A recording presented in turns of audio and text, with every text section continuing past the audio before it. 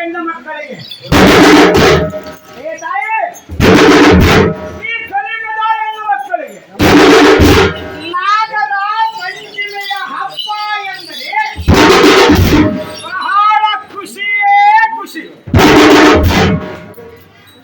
ನನ್ನ ಅಡೆದವ್ವ ಬಂದಿರುವಳು ನಾಗರ ಪಂಚಮಿಯ ಹಬ್ಬಕ್ಕೆ ಕರಲಿಕ್ಕೆ. ಏ ಅಕ್ಕ, ಏ ತಂಗಿ, ನನ್ನ ಎತ್ತಣ್ಣ ಬಂದಿರುವನು ನಾಗರ ಪಂಚಮಿಯ ಹಬ್ಬಕ್ಕೆ ಕರಲಿಕ್ಕೆ. ನನ್ನ ದೊಡ್ಡಪ್ಪ ಬಂದಿರುವನು ನಾಗರ ಪಂಚಮಿಯ ಹಬ್ಬಕ್ಕೆ ಕರಲಿಕ್ಕೆ.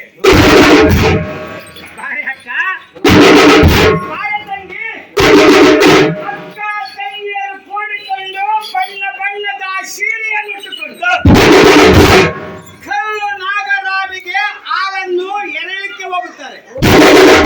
ಕಲ್ಲು ನಾಗರಾವಿಗೆ ಏನೇನು ಒಯ್ಯುತ್ತಾರೆ. ಅಕ್ಕ ತಂಗಿಯರು ಕೂಡಿಕೊಂಡು ಕಣ್ಣಿಟ್ಟು ನಿನಕ್ಕಿ ನನಗಡಲೆ ಕೊನೆ ಬಾಳೆಹಣ್ಣು, ಕೊನೆ ಕಣ್ಣಿನ ಕಪ್ಪು, ಕೊನೆ ಕಣ್ಣಿನ ಕಾಯಿ, ಆತರ ಹಾಲು, ಅಂಗಡಿಗಳನ್ನು ಒಯ್ಯುತ್ತಾರೆ. ಒಯ್ದು ಏನು ಮಾಡುತ್ತಾರೆ?